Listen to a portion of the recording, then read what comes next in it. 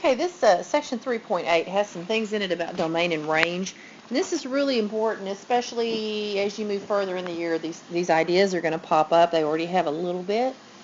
If you look, we're supposed to do on oral exercises, we're supposed to do 11, 13, and 15, so I thought I'd run through all of them. Now, you remember domain are the x's, right? It's the x's that we would use in our uh, equation if we had an equation. But here we have graphs.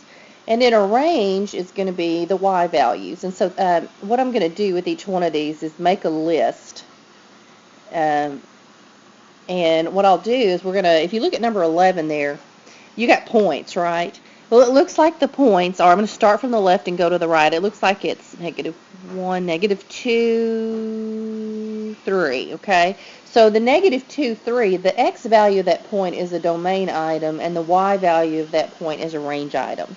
Now the next point is -1, 3, so I'm going to write -1 up here, because I'm just listing all the x's in one place and listing all the y's in one place. But it was -1, 3, and I already have 3 listed, so I will not list it again. We never want to list something twice in a list. That's just redundant, okay? Then we have 0, 3, okay? So 0 is a new x. I'll write it here, but we have the same old x value of 3. We're not going to list it again. Now, if you go to the other side on number 11, let me write 11 out here. If you go to the other side on 11, you have 1, 1, 2, 1, 3, 1, and 4, 1. Notice they all have the same y value of 1, so I'm just going to notice that and write it down now. And then I've got 1, 2, 3, and 4 as new x's, so I'll list them 1, 2, I didn't leave myself enough room, 3, 4. So I should have 1, 2, 3, 4 in there. Okay, so let's go on to number 13. We're just going to try to do this as quickly as possible. Number 13, again, we have points. So in this one, we're just going to list the x. We'll put D for domain this time because we are lazy mathematicians and we like to not have to list everything out. And R for range. And remember, we're putting the x's over here in the domain and the y's are getting listed in the range. All right, so I'll look at number 13. You've got the point -1, -2, -2.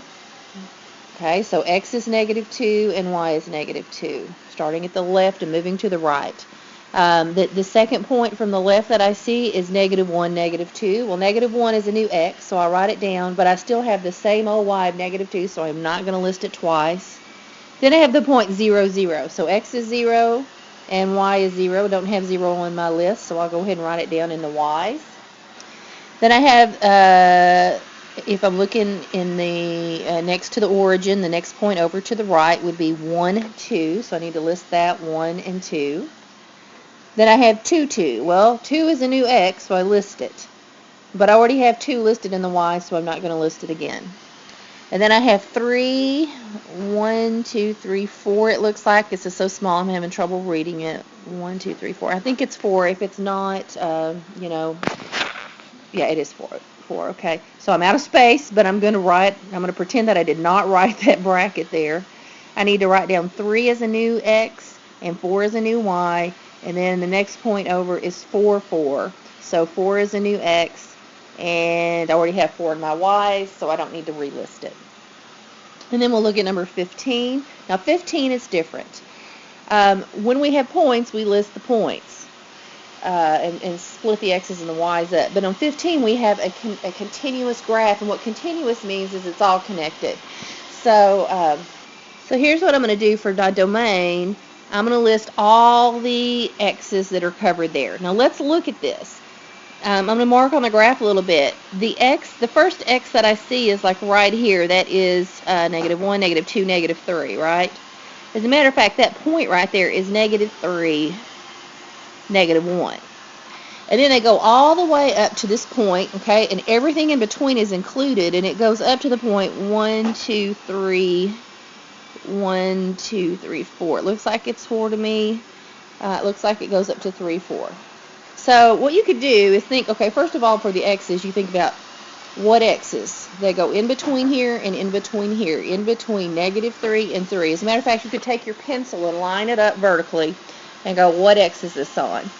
Where does it start? Where does it end?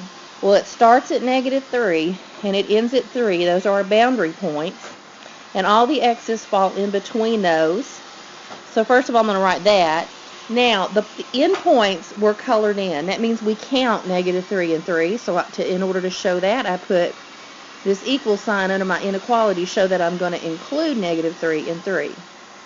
Now, those were the x's. And we had again, you could use like a vertical pencil or vertical pencil. I'm sorry, that didn't turn out so well. Okay, now for the range, that's the y values. Okay, so x's were up here. Now we're talking about y's for the range. So we look to see where's our lowest y. This time we could hold our pencil like horizontal pencil, okay? If you wanted to, like if you could, I can't show you this because I'm on iPad, but the lowest y that I hit is -1, okay? Now where does it go up to? What's the highest y that it hits? It goes all the way up to y is 1, 2, 3, 4. So all my y values are in between -1 and 4. All my y's are between -1 and 4. I'm trying to get all these marks to show up. And again, those points are colored in, so we're going to count -1 and 4. Had they drawn an open circle on it, we wouldn't have counted it. By the way, just similarly, if you're looking at number 16, though I'm not going to write it down, the smallest x you have there is -3, and it goes all the way over to the biggest x of +3. If you were to take a pencil and hold it vertically and move it across, you could see that all the x's are between -3 and 3. So I'll tell you what, I will write it up here on 16 for our domain. Wish this would pick up when I write. It's between, the x's are between -3 and include it because it's colored in, so I'll put a line under it, and 3. And our range would be our y's. If we held our pencil horizontally, the lowest y we get to is -1, and the highest y we get to is 2.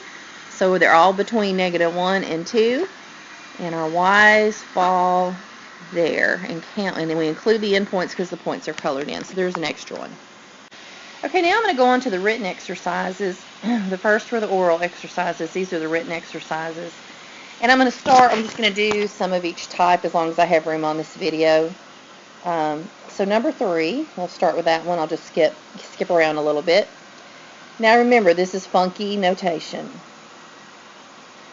This little notation here means the same thing as y equal x squared minus 2. It's just one way they write it. Another way they could have written it is g of x equal x squared minus 2. You're more familiar with the y equal, and you've seen the g of x. Remember, the handy thing about this g of x notation was that this x right here, if I put g of 1, that would be telling me to go over to the right-hand side and plug in 1.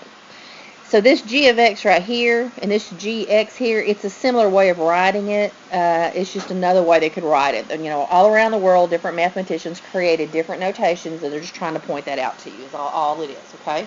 And if you don't like it, cross it out and put y. You can, if you say y equal x squared minus 2, all of a sudden you're like, oh, I know what to do with that.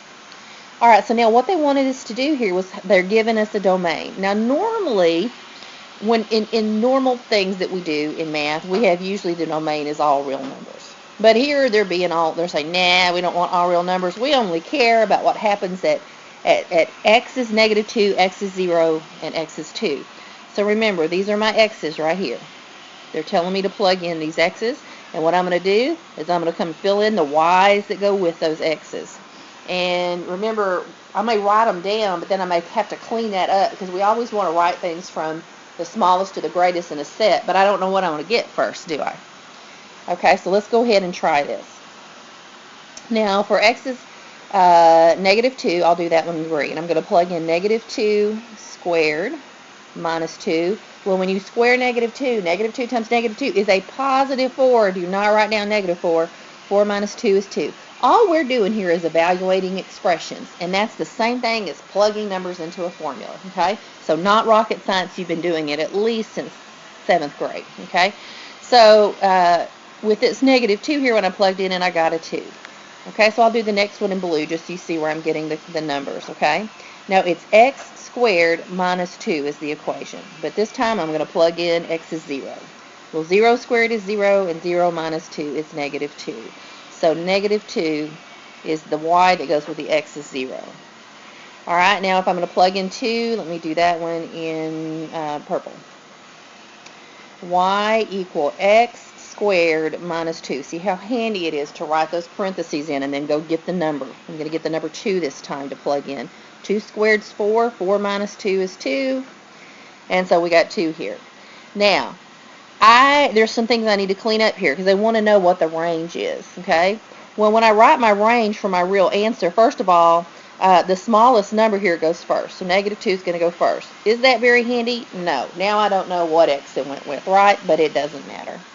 And now the next thing, okay, I took care of that guy. I noticed I have 2 2's. I do not want to write both of those. It's like making a list and putting the item twice on it. We don't need to list it twice. And, you know, we just don't do that in real life if you think about it. So this would be my range there. Okay, so when you go to number 15, what you're doing is you're going back up to the odds and you're graphing the ones that you did. I only assigned you 1 and 3, so number 13 is the graph of number 1 and number 15 is the graph of number 3, okay? So we just did that one, and what I did is I went ahead and rewrote the domain and range before I cleaned it up, because if you remember, we had the point, negative 2, 2, I've got a graph, 0, negative 2, because these are the y's that I got when I plugged in these x values, and then I plugged in 2 and I also got 2. So they just want us to graph it. Well, in this case, they're going to be points, and because they're points, we do not connect them. We only connect them if we're just given a whole function with no specific domain. But here we were given only 3 values. So let's say that we don't need a whole lot of points on here. I'll graph in green. Negative 2, 2 would be here. 0, negative 2 would be here, and then 2, 2 would be here. Okay? Now, if I were to connect it, let me tell you what's going on here. If I were to connect it, if you remember back in Algebra 1, when you have a square function, our original function was y equal x squared minus 2. If you remember, this is a parabola. If I had been told to correct them, and again, I'm not going to connect them here. I'm just kind of extending this a little bit. You have a square, and so it's going to be a U shape, and then we have minus 2, and this right here is going to be your y-intercept, and we connect it in a U shape. And we know it opens up because there's a positive x squared. If it had been a negative x squared, it would have opened down. Now, number 29 says, give the domain of each function. And so my function is f of x equal x cubed minus 2. Remember that is if that you don't like that f of x, you can cross it out and write y equal x cubed minus 2. Now, here's the thing. And when we're given the domain is the x's that we plug in. But the thing about it is, we can usually plug in anything we want. There's 2 things that might mess it up that we're usually concerned with, at least for now. We'll learn a few more in trig. One of them is if you have a square root, that what's under the square root has to be 0 or bigger. So we say that the whatever's under there has to be greater than or equal to 0. We don't have any square roots here, so we're saying, okay, I don't have to worry about that. The other thing that can mess up domain is if I have a fraction, like let's say I had 2 over x, or I could even have 2 over x minus 3 or something. But if there's a variable on the bottom of a fraction, we have to be careful because the denominator cannot be 0. Those are the 2 things that would mess up domain and range in a function. We don't have a denominator here, so therefore we can say, well, my domain is all real numbers.